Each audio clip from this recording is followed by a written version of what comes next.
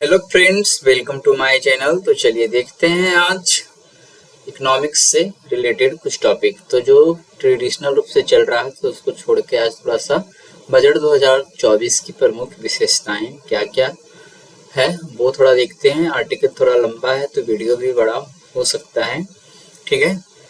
तो आर्थिक सर्वेक्षण आप पढ़ लीजिएगा, लेकिन बजट देख लेते हैं, ठीक है। तो आइए देखते हैं तो बजट 2024-25 की प्रमुख विशेषताएं क्या क्या है।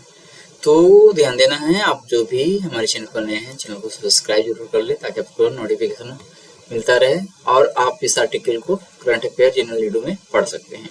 कल 23 जुलाई 2024 को संसद में प्रस्तुत यह वित्त मंत्री निर्मला सीतारमण का 7वां बजट है। तो सबसे पहले तो यही याद रखना है, पहला क्वेश्चन, ठीक है।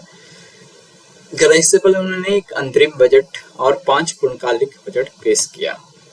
तो 5 पूर्णकालिक बजट, एक अंतरिम बजट और एक ये मिला के 6 बजट हो गया। कर इस बजट में मुख्य 4 वर्गों महिला, अन्नदाता, गरीब एवं युवा पर मुख्य ध्यान केंद्रित किया गया है। कर बजट में रोजगार, कौशल प्रशिक्षण, एमएसएमई एवं मध्यम वर्ग को मुख्य विषयों के रूप में चुना गया।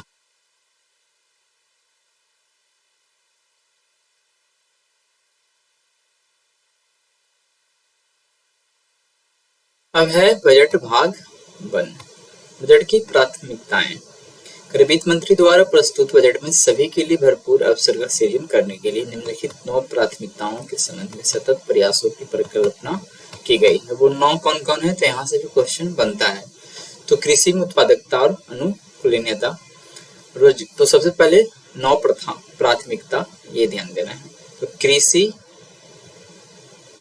में उत्पादकता और अनुकूलनीयता, रोजगार और कौशल प्रशिक्षण, गृह समावेशी मानव संसाधन विकास और सामाजिक न्याय, विनिर्माण और सेवाएं, शहरी विकास, ऊर्जा सुरक्षा, अवसंरचना, नवाचार, अनुसंधान और विकास, और 9वां है अगली पीढ़ी के सुधार। तो ये 9 प्राथमिकता हुआ। इसको एक दो बार आप देख सकते हैं, पढ़ सकते हैं, तब ध्यान में रहेगा। और जीके महासागर है, कितना भी पढ़ लीजिए कम ही रहता है। आगे देखते हैं, पहला टॉपिक देखते हैं। सकता है वीडियो आधा घंटा या कितना का बनेगा नहीं पता, देखते हैं। प्राथमिकता कृषि में उत्पादकता और अनुकूलनीयता, परिवर्तनकारी कृषि अनुसंधान, ठीक है। तो कृषि में उत्पादकता और अनुकूलनीयता यह पहला प्रेफरेंस है। इसमें कुछ टॉपिक है, परिवर्तनकारी कृषि अनुसंधान, ठीक है। तो सरकार उत्पादकता बढ़ाने और जलवायु के अनुकूल किस्मों के विकास पर जोर देने के लिए कृषि अनुसंधान व्यवस्था की व्यापक समीक्षा करेगी। तो ये सब डेटा उतना नहीं है, इसे भी कुछ ध्यान रहेगा। नई किस्मों को शुरू करना, किसानों की खेती बाड़ी के लिए 32 कृषि और बागवानी फसलों की 9 उच्च पैदावार वाली जलवायु अनुकूल किस्में जारी की जाएगी। तो ये सब कुछ याद रख सकते हैं, कितना याद रखिएगा। प्राकृतिक कृषि, अगले 2 वर्षों में पूरे देश में 1 करोड़ किसानों को प्राकृतिक कृषि के लिए सहायता दी जाएगी, जिसमें प्रमाण पत्र और ब्रांडिंग व्यवस्था भी शामिल होगी। इसका कार्यान्वयन वैज्ञानिक संस्थाओं और इच्छुक ग्राम पंचायतों के माध्यम से किया जाएगा, ठीक है। 10,000 आवश्यकता आधारित जैव आदान संसाधन केंद्र स्थापित किए जाएंगे। दलहन और तिलहन मिशन, दलहनों और तिलहनों में आत्मनिर्भर बनने के लिए इन फसलों के उत्पादन, भंडारण और विपणन को सुदृढ़ बनाएंगे। आगे सब्जी उत्पादन और आपूर्ति श्रृंखला, प्रमुख उपभोक्ता केंद्रों के नजदीकी बड़े पैमाने पर सब्जी उत्पादन क्लस्टर विकसित किए जाएंगे। उपज के संग्रहण, भंडारण और विपणन सहित सब्जी आपूर्ति श्रृंखलाओं के लिए किसान उत्पादक संगठनों, सहकारी समितियों और स्टार्टअप को बढ़ावा देंगे। फिर है कृषि के लिए डिजिटल सार्वजनिक अवसंरचना इंफ्रास्ट्रक्चर क्या होगा। तो सरकार 3 वर्षों में किसानों और उनकी जमीन को शामिल करने के उद्देश्य से राज्यों के साथ मिलकर कृषि में डिजिटल सार्वजनिक अवसंरचना को लागू करने में सहायता करेगी। इस वर्ष डीपीआई का उपयोग करते हुए 400 जिलों में खरीफ का डिजिटल फसल सर्वेक्षण किया जाएगा। कर 6 करोड़ किसानों और उनकी जमीन के ब्यौरों को किसान और जमीन की रजिस्ट्री में दर्ज किया जाएगा।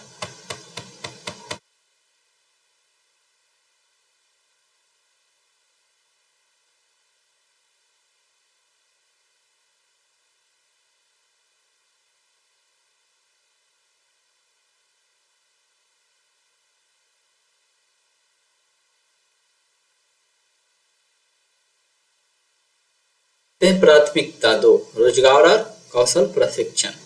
रोजगार संबद्ध प्रोत्साहन कर सरकार प्रधानमंत्री पैकेज के भाग के रूप में रोजगार संबंध प्रोत्साहन के लिए निम्नलिखित 3 योजनाओं को लागू करेगी। ये ईपीएफओ में नामांकन तथा पहली बार रोजगार पाने वालों को अभिचिन्हित करने तथा कर्मचारियों और नियोक्ताओं को सहायता प्रदान करने पर आधारित होंगे। कर योजना का पहली बार रोजगार पाने वाले कर इस योजना में सभी औपचारिक क्षेत्रों में कामगारों के रूप में शामिल होने वाले सभी नवनियुक्त व्यक्तियों को 1 महीने का वेतन दिया जाएगा। कर ईपीएफओ में पंजीकृत पहली बार रोजगार पाने वाले कर्मचारियों को 1 महीने के वेतन का प्रत्यक्ष लाभ अंतरण 3 किस्तों में किया जाएगा, जो अधिकतम 15,000 होगा।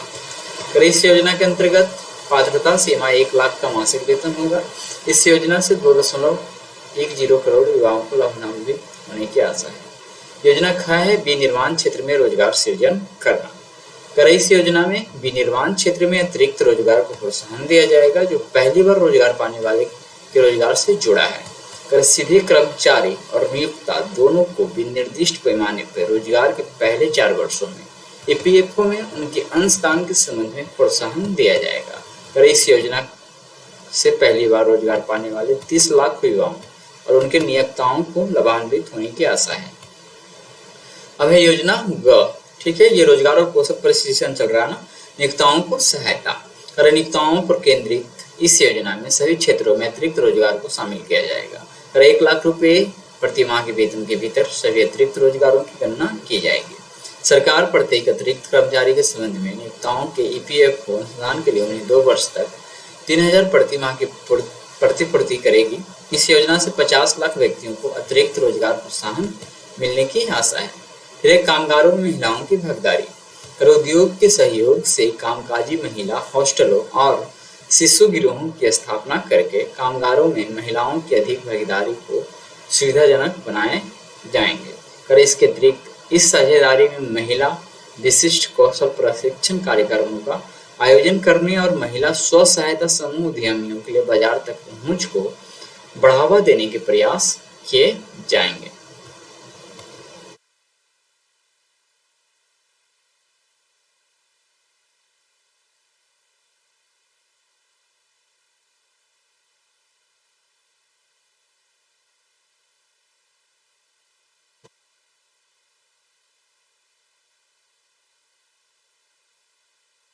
कौशल प्रशिक्षण कार्यक्रम कर 5 वर्षों की अवधि में 20 लाख युवाओं को कौशल प्रशिक्षण दिया जाएगा। परिणाम उन्मुख दृष्टिकोण के साथ हब और स्पोक व्यवस्था में 1000 औद्योगिक प्रशिक्षण संस्थानों का उन्नयन किया जाएगा।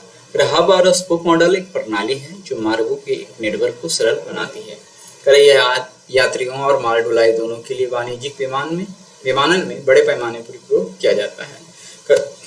उद्योग की कौशल संबंधी आवश्यकताओं के अनुरूप पाठ्यक्रम की विषय वस्तु और फ्रेमवर्क तैयार की जाएगी और नई उभरती जरूरतों के लिए नए पाठ्यक्रम शुरू किए जाएंगे।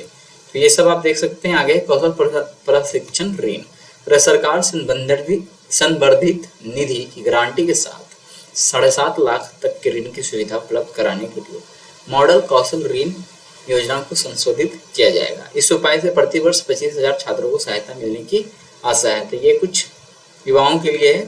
फिर शिक्षा ऋण कर सरकार की योजनाओं और नीतियों के अधीन किसी लाभ के लिए पात्र नहीं होने वाले युवाओं की सहायता करने के लिए घरेलू संस्थानों में उच्चतर शिक्षा के लिए 10 लाख तक के ऋण हेतु एक वित्तीय सहायता की घोषणा की गई है। कर इस उद्देश्य के लिए प्रतिवर्ष 1 लाख विद्यार्थियों को प्रत्यक्ष रूप से ऋण राशि के 3% वार्षिक ब्याज छूट के लिए ई वाउचर दिए जाएंगे। और इसके अलावा 5 राज्यों में जन समर्थ आधारित किसान क्रेडिट कार्ड जारी कराए जाएंगे। झींगा उत्पादन और निर्यात कर झींगा भ्रूण स्टॉक्स के लिए न्यूक्लियस ब्रीडिंग केंद्रों का नेटवर्क स्थापित करने के लिए वित्तीय सहायता उपलब्ध कराई जाएगी। कर झींगा खेती, प्रसंस्करण और निर्यात के लिए नाबार्ड के माध्यम से वित्त पोषण की सुविधा उपलब्ध कराई जाएगी। आगे है राष्ट्रीय सहकारिता नीति में क्या है, तो सरकार सहकारी क्षेत्र के प्रणालीगत, व्यवस्थित और चहुमुखी विकास के लिए राष्ट्रीय सहकारी नीति लाएगी। कर इस नीति का लक्ष्य ग्रामीण अर्थव्यवस्था के विकास में तेजी लाना और बड़े पैमाने पर रोजगार के अवसरों का सृजन करना होगा। कर इस वर्ष कृषि और संबद्ध क्षेत्रों के लिए 1.52 लाख करोड़ रुपए का प्रावधान रखा गया है। तो राष्ट्रीय सहकारिता से ये कुछ हुआ तो बहुत है। देखते हैं टॉपिक पढ़ें, 7 टॉपिक और देखना है।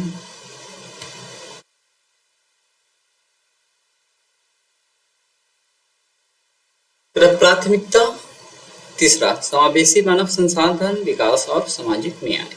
तो परिपूर्णता दृष्टिकोण कर समग्र रूप से सामाजिक न्याय प्राप्त करने के लिए शिक्षा और स्वास्थ्य कार्यक्रमों सहित विभिन्न कार्यक्रमों के माध्यम से सभी पात्र लोगों को शामिल करने के लिए परिपूर्णता दृष्टिकोण को अपनाया जाएगा, ताकि उनकी क्षमताओं में सुधार करके उनका सशक्तिकरण किया जा सके।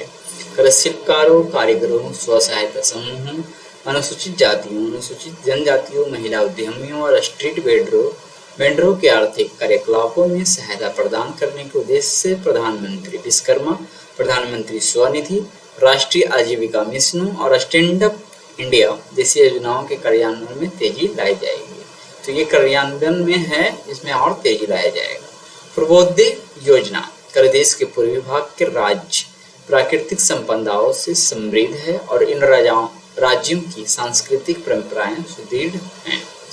बिहार, झारखंड, पश्चिम बंगाल, ओडिशा और आंध्र प्रदेश को शामिल करते हुए देश के पूर्वी क्षेत्र के चहुमुखी विकास के लिए पूर्वोदय नामक योजना तैयार की जाएगी। रहा है इस योजना में मानव संसाधन विकास, अवसंरचना और आर्थिक अवसरों का सृजन शामिल किया जाएगा, ताकि यह क्षेत्र विकसित भारत के लक्ष्य को प्राप्त करने में अग्रणी भूमिका निभाए। आगे है अमृतसर कोलकाता औद्योगिक गलियारा। इस गलियारे के संबंध में गया में औद्योगिक केंद्र के विकास में सहायता प्रदान करेंगे। अमृतसर कोलकाता औद्योगिक गलियारा। इस गलियारे से पूर्वोत्तर क्षेत्र के औद्योगिक विकास को बढ़ावा मिलेगा। कहा है गया का यह औद्योगिक केंद्र सांस्कृतिक रूप से महत्वपूर्ण भारतीय प्राचीन केंद्रों को आधुनिक अर्थव्यवस्था के भविष्य के केंद्रों के रूप में विकसित करने के लिए एक अच्छा मॉडल बनेगा। इस मॉडल में हमारी विकास यात्रा में विकास भी, विरासत भी प्रतिबिंबित होगा।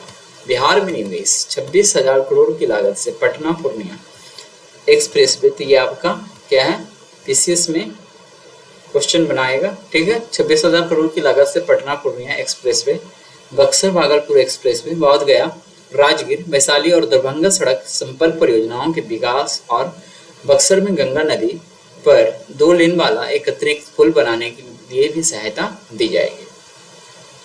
आगे है 21,400 करोड़ की लागत से विद्युत परियोजनाएं आरंभ की जाएगी, जिसमें पीर 35 में 2400 मेगावाट। अच्छा, 21,400 करोड़ की लागत से विद्युत परियोजना आरंभ की जाएगी, जिसमें पीर 35 में, ये तो देख लीजिएगा कहाँ है, ठीक है, इसको तो हमने जल्दी में देखा नहीं है।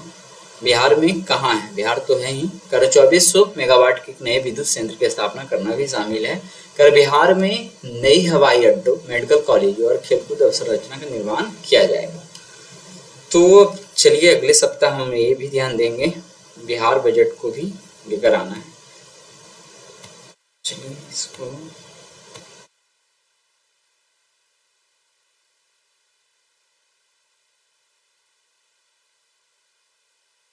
बिहार बजट आपका तो वो फरवरी में जो हुआ है वही रहेगा, वहां तो अंतरिम नहीं था।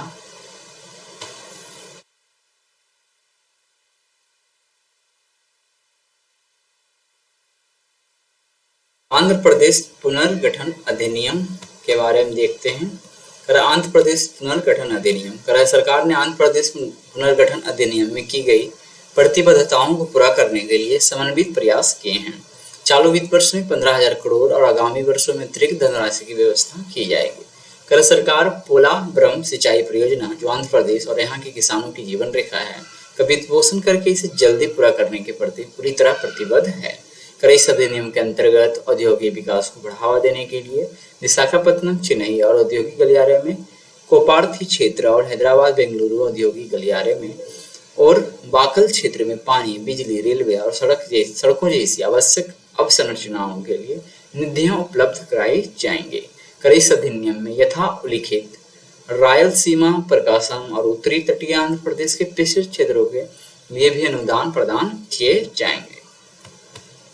पीएम आवास योजना। प्रधानमंत्री आवास योजना के अंतर्गत देश में ग्रामीण तथा शहरी क्षेत्रों में 3 करोड़ अतिरिक्त मकानों की घोषणा की गई है, जिसके लिए आवश्यक आवंटन किए जा रहे हैं। आगे देख सकते हैं महिला संचालित विकास।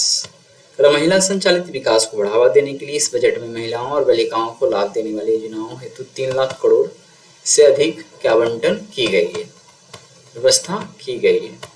आर्थिक विकास में महिलाओं की भूमिका को बढ़ाने के प्रति सरकार की प्रतिबद्धता का संकेत है। फिर आगे प्रधानमंत्री जनजातीय उन्नत ग्राम अभियान। जनजातीय समुदायों के सामाजिक आर्थिक स्थिति में सुधार करने के लिए केंद्र सरकार जनजातीय बहुल गांवों और आकांक्षित जिलों में सभी जनजातीय परिवारों का पूर्ण कवरेज करते हुए प्रधानमंत्री जनजातीय उन्नत ग्राम अभियान की शुरुआत करेंगी। इसमें 63,000 गांव शामिल होंगे। इसमें 5 करोड़ जनजातीय लोगों को लाभ मिलेगा। फिर पूर्वोत्तर क्षेत्र में बैंक शाखाएं। बैंक सेवाओं को विस्तार करने के लिए पूर्वोत्तर क्षेत्र में भारतीय डाक भुगतान बैंक की 100 से अधिक शाखाएं स्थापित की जाएगी। आगे यदि देखें तो इस वर्ष बजट में ग्रामीण अवसंरचना सहित ग्रामीण विकास के लिए कितना है, 2.66 लाख करोड़ का प्रावधान रखा गया है। थोड़ा और देख लेते हैं। पॉइंट तो देखना ही है।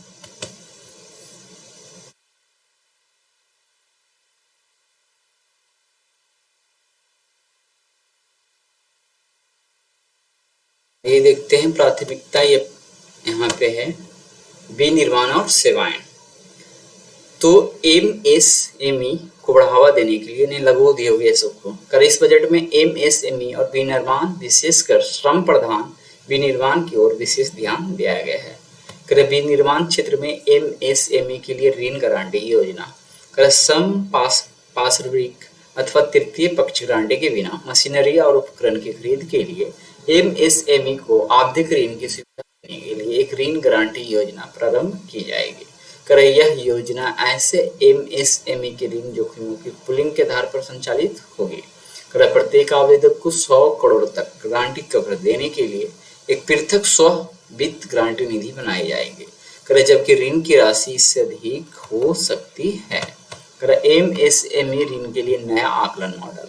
सार्वजनिक क्षेत्र के बैंक ऋण के लिए एमएसएमई के आकलन हेतु बाहरी आकलन के भरोसे रहने की बजाय अपने इन हाउस क्षमता का निर्माण करेंगे। वे एमएसएमई के डिजिटल फुटप्रिंटों के अंकों के आधार पर एक नया ऋण आकलन मॉडल विकसित करने अथवा विकसित करवाने में अग्रणी भूमिका निभाएंगे। संकट की अवधि के दौरान एमएसएमई को ऋण सहायता। एमएसएमई को उनके संकट की अवधि के दौरान बैंक ऋण जारी रखने की सुविधा के लिए एक नई व्यवस्था की घोषणा हुई है। सरकार द्वारा संवर्धित निधि से गारंटी द्वारा ऋण उपलब्धता में सहायता की जाएगी। आगे है मुद्रा ऋण। मुद्रा ऋणों की सीमा को उन उद्यमियों के लिए मौजूदा 10 लाख से बढ़ाकर 20 लाख कर दिया जाएगा। क्या है? मुद्रा ऋणों की सीमा को उन उद्यमियों के लिए 10 लाख से बढ़ाकर 20 लाख कर दिया जाएगा जिन्होंने तरुण श्रेणी के अंतर्गत ऋण लिया है। तो ये कुछ उद्योग का टाइप होगा या फिर ऋण का टाइप होगा और पहले के ऋणों को सफलतापूर्वक चुका दिया है। ट्रेडर्स में अनिवार्य रूप से शामिल होने के लिए और अधिक संभावना। एमएसएमई को उनकी व्यापार प्राप्तियों को नकद के रूप में बदलकर उनकी कार्य पूंजी को अनलॉक करने की सुविधा देने के लिए खरीदारों को ट्रेडर्स प्लेटफॉर्म पर अनिवार्य रूप से शामिल करने के लिए कारोबार की सीमा 500 करोड़ से घटाकर 250 करोड़ करने का प्रस्ताव किया गया है। तो ये ऐसा कुछ लघु उद्योग है, तो उसका टर्नओवर शायद 250 करोड़ ये सब होगा। तो वो अपने क्या है ई मार्केट ये सब शुरू कर सकते हैं। यह उपाय 22 सीपीएसईएस तथा 7,000 कंपनियों की इस प्लेटफॉर्म पर ले आएगा। मध्यम उद्यमों को भी आपूर्तिकर्ता के दायरे में शामिल किया जाएगा।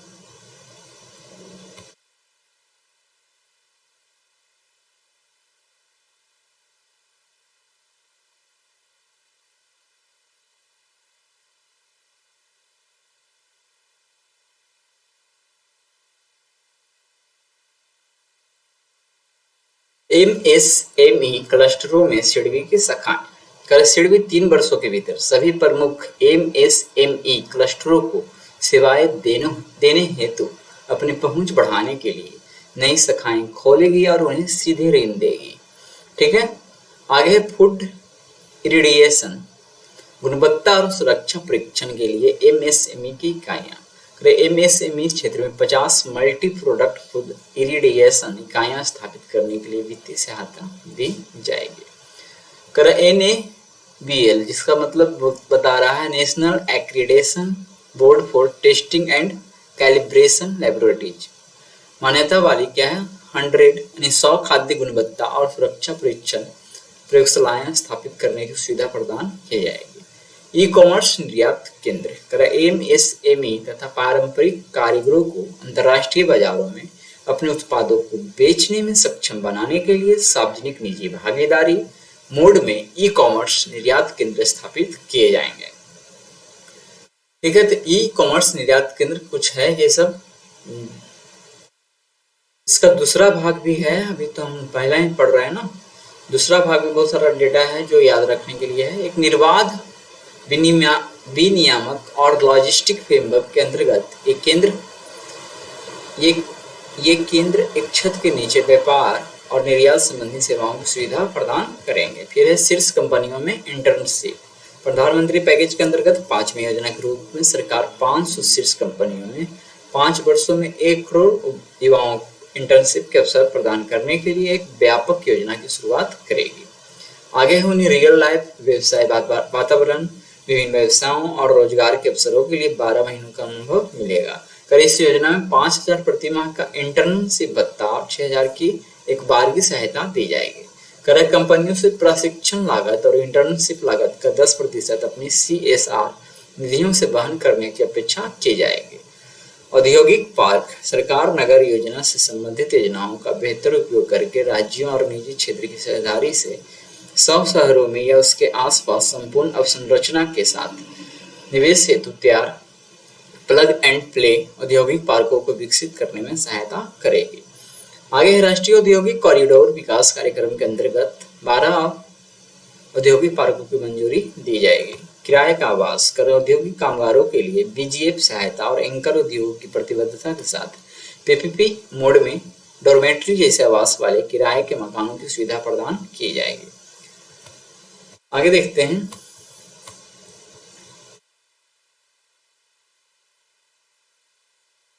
कुछ उद्योग का टाइप है, उससे रिलेटेड कुछ आप डेटा देख रहे हैं। पोत परिवहन उद्योग, कर भारतीय पोत परिवहन उद्योग की हिस्सेदारी बढ़ाने तथा अधिक रोजगार सृजित करने के लिए स्वामित्व पट्टे और फ्लैगिंग सुधारों को लागू किया जाएगा। महत्वपूर्ण खनिज मिशन, कर सरकार महत्वपूर्ण खनिजों के घरेलू उत्पादन, रिसाइकलिंग और विदेश में महत्वपूर्ण खनिज आस्तियों का अधिग्रहण करने के लिए महत्वपूर्ण खनिज मिशन स्थापित करेगी। आगे है कि इसके देश में प्रौद्योगिकी विकास, कुशल कार्यबल, विस्तारित उत्पादक दायित्व फ्रेमवर्क तथा उपयुक्त वित्तीय तंत्र शामिल होंगे। खनिजों का अपतटीय खनन, सरकार पहले से किए गए खोज के आधार पर खनन के लिए अपतटीय ब्लॉकों के पहले भाग की नीलामी शुरू करेगी। फिर आगे है डिजिटल सार्वजनिक अवसंरचना अनुप्रयोग, सेवा क्षेत्र की ओर बढ़ते हुए निजी क्षेत्र द्वारा उत्पादकता लाभों, व्यवसाय अवसरों तथा नवाचार के लिए आबादी के पैमाने पर डीपीआई अनुप्रयोग विकसित करने का प्रस्ताव लाया गया है।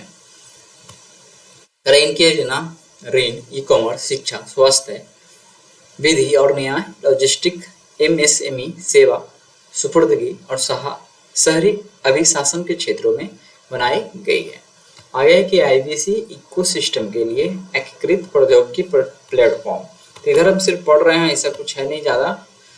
अगला भाग में थोड़ा डेटा है वो देखेंगे। कर दिवाला और शोधन अक्षमता संहिता के अंतर्गत परिणामों को बेहतर बनाने तथा निरंतरता, पारदर्शिता, समयोचित प्रसंस्करण तथा बेहतर पर्यवेक्षण हेतु सभी हितधारकों के लिए एक एकीकृत प्रौद्योगिकी प्लेटफॉर्म तैयार किया जाएगा। आगे है एएलपी का स्वैच्छिक क्लोजर। एएलपी स्वैच्छिक क्लोजर हेतु centre for processing accelerated corporate exit की सेवाएं प्रदान की जाएगी ताकि क्लोजर के समय को कम किया जा सके। आगे राष्ट्रीय कंपनी विधि अधिग्रहण। आईबीसी ने 1000 से अधिक कंपनियों का संचालन किया है, जिसके परिणाम स्वरूप ऋणदाताओं को 3.3 लाख करोड़ से अधिक की प्रत्यक्ष वसूली हुई है। और इसके अलावा 10 लाख करोड़ से अधिक वाले 28,000 मामलों को स्वीकार होने से पहले निपटा दिया गया है। दिवाला समाधान में तेजी लाने के लिए आईबीसी में उपयुक्त बदलाव अधिकरणों, अपीलीय अधिकरणों में सुधार किए जाएंगे और उनका सुदृढ़ीकरण किया जाएगा। फिर है ऋण वसूली। ऋण वसूली अधिकरणों के सुधार और सुदृढ़ीकरण के लिए कदम उठाए जाएंगे। वसूली में तेजी के लिए त्वरित अधिकरणों की स्थापना की जाएगी। तो थोड़ा आगे देखते हैं शहरी विकास के बारे में। तो आधा ही हमने पढ़ा है, आधा भी नहीं पढ़ा है, बहुत है, लेकिन आज पूरा करना है।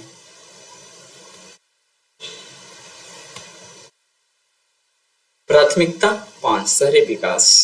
विकास केंद्रों के रूप में शहर। राज्यों के साथ मिलकर सरकार विकास केंद्रों के रूप में शहरों को विकसित करने की सुविधा उपलब्ध कराएगी। आर्थिक और आवागमन की योजना तथा नगर आयोजना स्कीमों का उपयोग करके शहरों के आसपास के क्षेत्रों को सुव्यवस्थित तरीके से विकसित किया जाएगा। शहरों का रचनात्मक पुनर्विकास।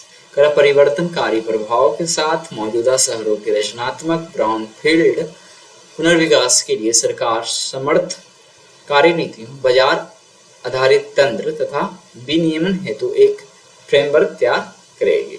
आवागमन उन्मुखी विकास। 30 लाख से अधिक जनसंख्या वाले 14 बड़े शहरों के लिए कार्यान्वयन और वित्त पोषण रणनीति के साथ आवागमन उन्मुखी विकास योजनाएं तैयार की जाएगी। आगे शहरी आवास। प्रधानमंत्री आवास योजना शहरी 2.0 के अंतर्गत 10 लाख करोड़ के निवेश से 1 करोड़ शहरी गरीब और मध्यम वर्ग के परिवारों की आवास जरूरतों का समाधान किया जाएगा। आगे है इसी में शहरी आवास में आप देख रहे होंगे, ठीक है। इसमें अगले 5 वर्षों में 2.2 लाख करोड़ की केंद्रीय सहायता शामिल होगी। किफायती दरों पर ऋण सुविधा के लिए ब्याज सब्सिडी के एक प्रावधान की परिकल्पना भी की गई है। जल आपूर्ति और स्वच्छता। राज्य सरकारों तथा बहुपक्षीय विकास बैंकों की साझेदारी में परियोजनाओं के माध्यम से 100 बड़े शहरों के लिए जल आपूर्ति, स्वेज उपचार, ठोस अपशिष्ट प्रबंधन तथा वित्तीय रूप से व्यवहार्य परियोजनाओं को बढ़ावा दिया जाएगा। इन परियोजनाओं में उपचारित जल का प्रयोग सिंचाई तथा आसपास के क्षेत्रों में तालाबों को भरने के लिए भी परिकल्पना की जाएगी। Street market.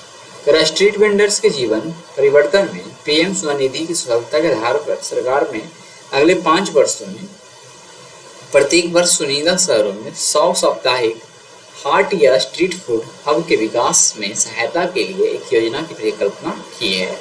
अब है स्टाम्प शुल्क। सभी के लिए दरों को कम करने तथा महिलाओं द्वारा खरीदी गई संपत्तियों के लिए शुल्कों को और कम करने पर भी विचार करने हेतु उन राज्यों को प्रोत्साहित करेंगे जिन्होंने अधिक स्टाम्प शुल्क लगाना जारी रखा है।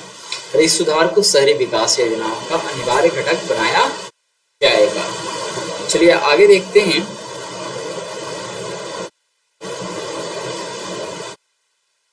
छठवां पॉइंट, ऊर्जा सुरक्षा। ऊर्जा परिवर्तन। अंतरिम बजट में उपलब्धता, पहुंच तथा किफायत के संदर्भ में ऊर्जा सुरक्षा के साथ साथ उच्च तथा अधिक संसाधन कुशल आर्थिक वृद्धि को बनाए रखने के लिए रणनीति की घोषणा की गई थी। इस वर्ष समुचित ऊर्जा परिवर्तन पथ के संबंध में एक नीतिगत दस्तावेज तैयार किया जाएगा जो रोजगार, विकास और पर्यावरण स्थायित्व की आवश्यकता के बीच संतुलन कायम करेगा। आगे है पीएम सूर्य घर मुफ्त बिजली योजना। अंतरिम बजट में की गई योजना के अनुरूप 1 करोड़ घरों को प्रति माह, ठीक है। पीएम सूर्य घर मुफ्त बिजली योजना, तो यहाँ पर बहुत सारा कुछ योजना है, उसको देख लेते हैं। अंतरिम बजट में की गई, अंतरिम बजट में घोषणा किया गया था कि 1 करोड़ घरों को प्रति माह 300 यूनिट तक मुफ्त बिजली प्राप्त करने में सक्षम बनाने हेतु रूफटॉप सोलर प्लांट लगाने के लिए पीएम सूर्य घर मुफ्त बिजली योजना का शुभारंभ किया गया है। इस योजना के अंतर्गत 1.28 करोड़ से अधिक पंजीकरण किए गए हैं, ठीक है। 1 करोड़ घर को करना है, बट इतना एप्लीकेशन प्राप्त हो गया है और 14 लाख आवेदन प्राप्त हुए हैं। अच्छा, ये इतना रजिस्ट्रेशन हुआ है, इतना आवेदन फिलहाल प्राप्त हो गया है। Pumped storage policy. विद्युत तथा समग्र ऊर्जा मिश्रण में इसकी परिवर्तनशील और विरामी प्रकृति के साथ नवीकरणीय ऊर्जा के बढ़ते हिस्से के निर्बाध एकीकरण को सुविधाजनक बनाने के लिए पम्प्ड स्टोरेज परियोजनाओं को बढ़ावा देने की एक नीति लाई जाएगी। आगे छोटे तथा मॉड्यूलर परमाणु रिएक्टरों का अनुसंधान और विकास कर परमाणु ऊर्जा विकसित भारत के लिए ऊर्जा मिश्रण का अति महत्वपूर्ण हिस्सा होने की संभावना है। और इस संबंध में सरकार भारत स्मॉल रिएक्टर की स्थापना, भारत स्मॉल मॉड्यूलर रिएक्टर के अनुसंधान और विकास तथा परमाणु ऊर्जा के लिए नई प्रौद्योगिकियों के अनुसंधान और विकास के लिए निजी क्षेत्र के साथ साझेदारी करेगी। उन्नत ultra super critical thermal power plant अत्यंत बेहतर कार्य क्षमता वाले उन्नत ultra super critical thermal power plant के लिए स्वदेशी प्रौद्योगिकी के विकास का कार्य पूरा हो गया है। एनटीपीसी और बीएचईएल का एक संयुक्त उद्यम AUSCC प्रौद्योगिकी का प्रयोग करके परिपूर्ण 800 मेगावाट का वाणिज्यिक संयंत्र स्थापित करेगा। हार्ड टू एबेट उद्योगों के लिए रोड मैप, ये क्या है? कर हार्ड टू एबेट उद्योगों को ऊर्जा दक्षता के लक्ष्य से उत्सर्जन लक्ष्य की ओर ले जाने के लिए एक रोड मैप तैयार किया जाएगा। इन उद्योगों को वर्तमान के परफॉर्म, अचीव एंड ट्रेड पद्धति से इंडियन कार्बन मार्केट पद्धति में परिवर्तित करने के लिए उपयुक्त नियम बनाए जाएंगे।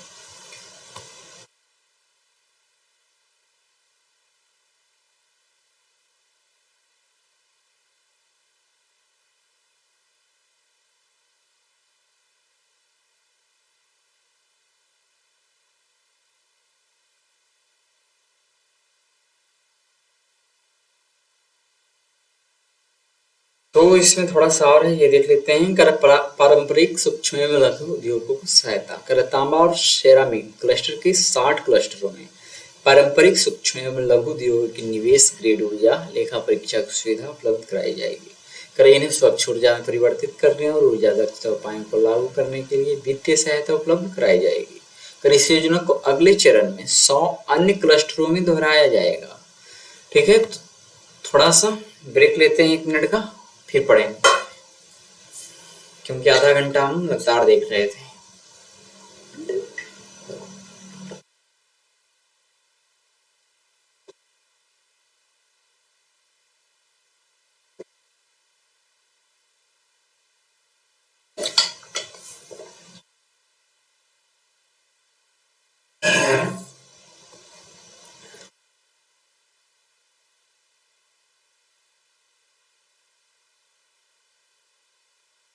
अब देखेंगे प्राथमिकता 7 अवसंरचना। केंद्र सरकार द्वारा अवसंरचना निवेश। केंद्र सरकार द्वारा विगत वर्षों में अवसंरचना का निर्माण करने तथा इसे बेहतर बनाने के लिए किए गए पर्याप्त निवेश का अर्थव्यवस्था पर अत्यधिक सकारात्मक प्रभाव पड़ा है। ठीक है, तो अवसंरचना से रिलेटेड कुछ यहाँ केंद्र सरकार द्वारा अवसंरचना निवेश करने से क्या हुआ?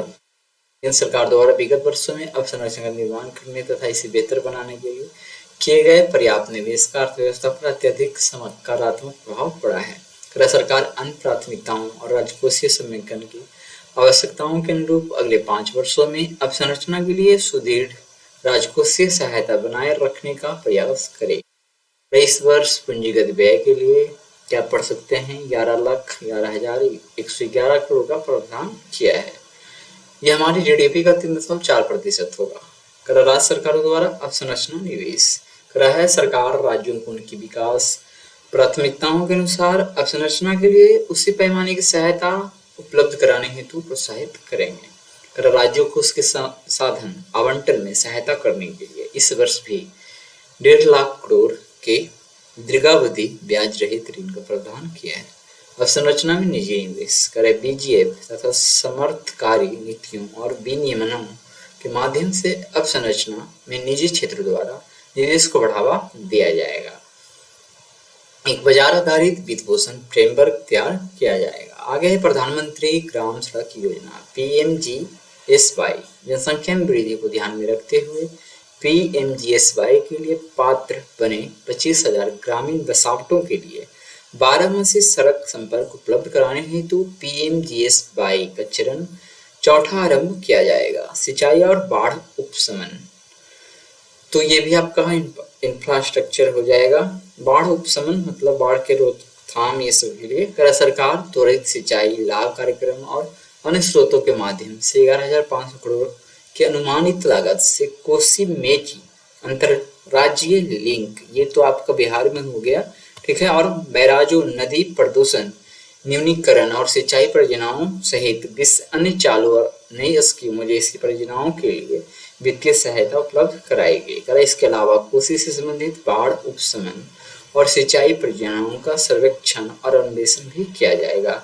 असम, हिमाचल प्रदेश, उत्तराखंड एवं सिक्किम को बाढ़ प्रबंधन और उससे संबंधित परियोजनाओं के लिए सहायता प्रदान की जाएगी।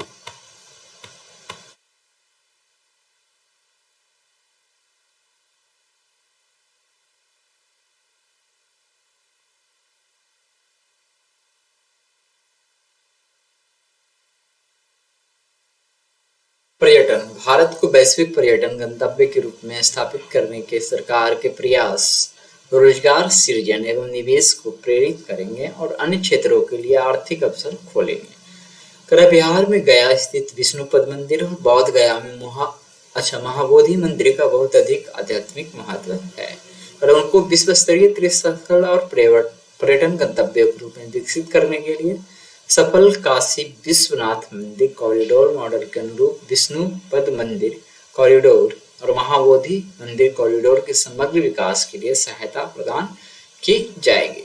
राजगीर का हिंदुओं, बौद्धों और जैनों के लिए अत्यधिक धार्मिक महत्व है। जैन मंदिर परिसर में विश्व तीर्थंकर मुनि सुब्रत का मंदिर प्राचीन है।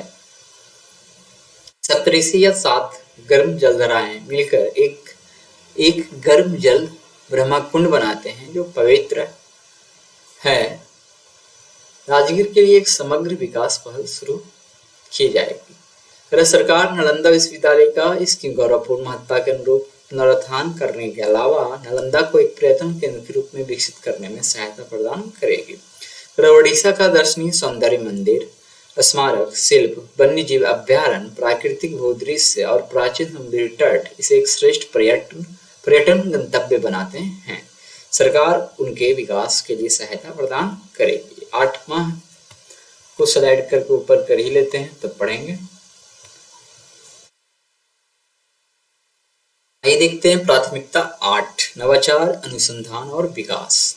सरकार द्वारा मूलभूत अनुसंधान और प्रोटोटाइप विकास के लिए अनुसंधान नेशनल रिसर्च फंड की शुरुआत की जाएगी। इसके अलावा अंतरिम बजट में घोषणा के अनुरूप 1 लाख करोड़ के वित्तीय पूल से वाणिज्यिक स्तर पर निजी क्षेत्र द्वारा संचालित अनुसंधान और नवाचार को बढ़ावा देने के लिए व्यवस्था स्थापित की जाएगी। इधर है अंतरिक्ष अर्थव्यवस्था। अगले 10 वर्षों में अंतरिक्ष अर्थव्यवस्था को 5 गुना बढ़ाने पर निरंतर जोड़ देते हुए 1000 करोड़ की उद्यम पूंजी निधि की व्यवस्था की जाएगी। आगे प्राथमिकता 9, अगली पीढ़ी के सुधार। तो आर्थिक नीति फ्रेमवर्क, सरकार आर्थिक विकास के लिए समग्र दृष्टिकोण निरूपित करने हेतु एक आर्थिक नीति फ्रेमवर्क बनाएगी और रोजगार के अवसरों तथा सतत उच्च विकास के लिए अगली पीढ़ी के सुधारों का लक्ष्य तय किया जाएगा। सरकार उत्पादन कारकों की उत्पादकता में सुधार और बाजारों और क्षेत्रों को अधिक कुशल बनाने हेतु प्रोत्साहित करेगी। इन सुधारों में उत्पादन के सभी कारकों अर्थात भूमि, श्रम, पूंजी और उद्यमशीलता तथा सकल कारक उत्पादकता में सुधार और असमानता के रूप में प्रौद्योगिकी शामिल होंगे। आगे है कि प्रतिस्पर्धी संघीय व्यवस्था को बढ़ावा देने तथा सुधारों के त्वरित क्रियान्वयन हेतु राज्यों को प्रोत्साहित करने के लिए 50 वर्ष से ब्याज मुक्त ऋण का एक महत्वपूर्ण हिस्सा क्या है चिन्हित करने का प्रस्ताव किया है। कर राज्यों के साथ काम करते हुए निम्नलिखित सुधार किए जाएंगे। तो ये थोड़ा देखते हैं स्लाइड करके।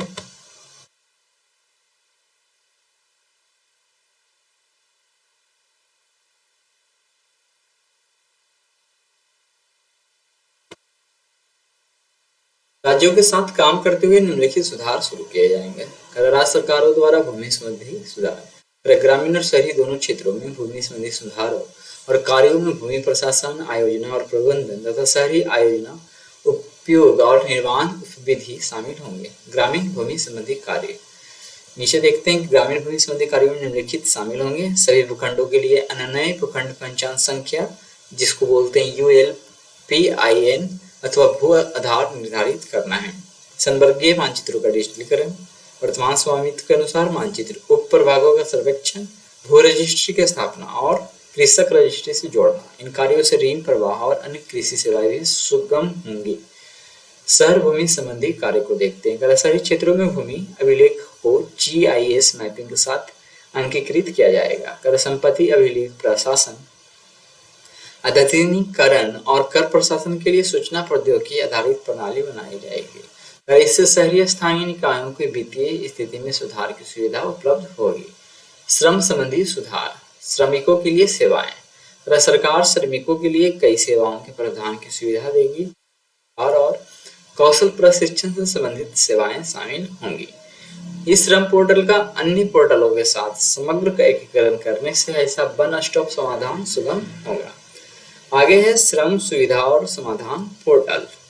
उद्योग और व्यापार के लिए अनुपालन की आसानी बढ़ाने हेतु श्रम सुविधा और समाधान पोर्टल को नवीनीकृत किया जाएगा। आगे देखते हैं,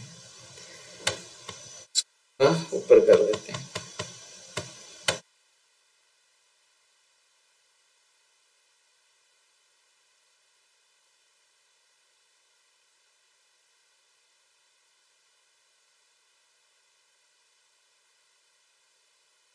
तो पूंजी और उद्यमशीलता संबंधी सुधार देखते हैं। कर वित्तीय क्षेत्र, विजन और कार्य नीति। कर अर्थव्यवस्था की वित्तीय जरूरतों को पूरा करने के लिए सरकार इस क्षेत्र को आकार, क्षमता और कौशल के संदर्भ में तैयार करने हेतु एक वित्तीय क्षेत्र, विजन और कार्य नीति दस्तावेज लाएगी। कर यह अगले 5 वर्षों के लिए कार्य सूची निर्धारित करेगा और सरकार विनियामकों, वित्तीय संस्थाओं और बाजार भागीदारों के लिए कार्य को मार्गदर्शन प्रदान करेगा। आगे क्या है, जलवायु वित्त के लिए टैक्सोनॉमी। कर सरकार जलवायु अनुकूलन और उपशमन के लिए पूंजी की उपलब्धता बढ़ाने हेतु जलवायु वित्त के लिए एक टैक्सोनॉमी विकसित करेगी।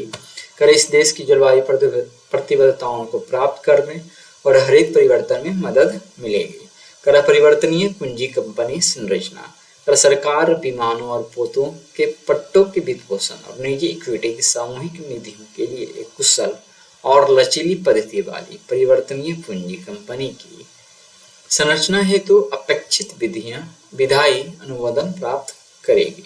कर विदेशी प्रत्यक्ष निवेश और ओवरसीज निवेश। कर विदेशी प्रत्यक्ष निवेश और ओवरसीज निवेश के लिए नियमों और विनियमों को ताकि विदेशी प्रत्यक्ष निवेश की सुविधा हो, प्राथमिकताओं पर आधारित निवेश हो सके और ओवरसीज निवेशों के लिए मुद्रा के रूप में भारतीय के लिए अवसरों को बढ़ावा मिले। आगे है NPS वात्सल्य। कर माता पिता और अभिभावकों द्वारा अवयस्क बच्चों के लिए अंशदान हेतु NPS वात्सल्य योजना शुरू की जाएगी। कर अवयस्कता की आयु होने पर इस योजना को सहज रूप से एक सामान्य NPS खाते में बदला जा सकेगा। आगे है प्रौद्योगिकी का प्रयोग। कर डिजिटल अवसंरचना में सार्वजनिक निवेश और निजी क्षेत्रों द्वारा नवाचारों से सभी नागरिकों, विशेषकर आम जनता की बाजार संसाधनों, शिक्षा और स्वास्थ्य और सेवाओं तक पहुंच में सुधार करने में मदद मिली है। कर सरकार अर्थव्यवस्था के डिजिटलीकरण की दिशा में प्रौद्योगिकी के अंगीकरण में तेजी लाएगी। आगे देखते हैं। तो भाग 2 हमको लगता है ये 1 घंटा का वीडियो बन गया है, कभी और देख लेंगे क्योंकि मेन एग्जाम से डेटा वहीं पे है, तो उसको आराम से देखेंगे। आज बहुत लंबा वीडियो बन चुका है फिलहाल, तो इसको देख लेते हैं और भाग 2 को देखेंगे अगले सप्ताह। ऐसे आपको तो आप देख लेंगे। कर प्रौद्योगिकी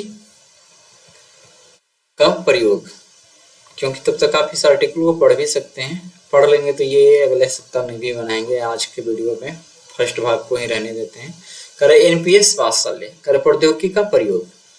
कर डिजिटल अवसंरचना में सार्वजनिक निवेश और निजी क्षेत्र द्वारा नवाचारों से सभी नागरिकों, विशेषकर आम जनता की बाजार संसाधनों, शिक्षा और स्वास्थ्य और सेवाओं तक पहुंच में सुधार करने में मदद मिली है। कर सरकार अर्थव्यवस्था के डिजिटलीकरण की दिशा में प्रौद्योगिकी के अंगीकरण में तेजी लाएगी। आगे व्यवसाय करने की आसानी। कर व्यवसाय करने की आसानी को बढ़ाने के लिए जन विश्वास विधेयक 2.0 पर पहले से ही काम किया जा रहा है। और इसके अलावा राज्यों को अपनी व्यवसाय सुधार कार्य योजना करना कार्यान्वयन और डिजिटाइजेशन के लिए प्रोत्साहित किया जाएगा। आगे है डेटा और सांख्यिकी। डाटा संचालन, संग्रहण, प्रसंस्करण में सुधार तथा डाटा और सांख्यिकी के प्रबंधन के लिए डिजिटल भारत मिशन के अंतर्गत स्थापित डाटाबेस सहित विभिन्न क्षेत्रीय डाटाबेस का प्रयोग, प्रौद्योगिकी टूल्स के सक्रिय उपयोग, नई पेंशन योजना एनपीएस की समीक्षा के लिए गठित समिति ने अपने काम में पर्याप्त प्रगति की है। एक ऐसा समाधान निकाला जाएगा जिससे प्रासंगिक मुद्दों का समाधान होगा और साथ ही आम जनता के हितों की सुरक्षा के लिए राजकोषीय दूरदर्शिता भी बनाए रखा जाएगा। तो हमने आज फर्स्ट भाग बजट का पढ़ लिया, सेकेंड पार्ट आप खुद पढ़ लीजिए। आज की वीडियो को समाप्त करते हैं क्योंकि बहुत लंबा हो चुका है। तो जो हमारे चैनल पर नए हैं, चैनल को जरूर सब्सक्राइब कर लें, ठीक है। वीडियो अच्छा लगा हो तो शेयर जरूर कर दें।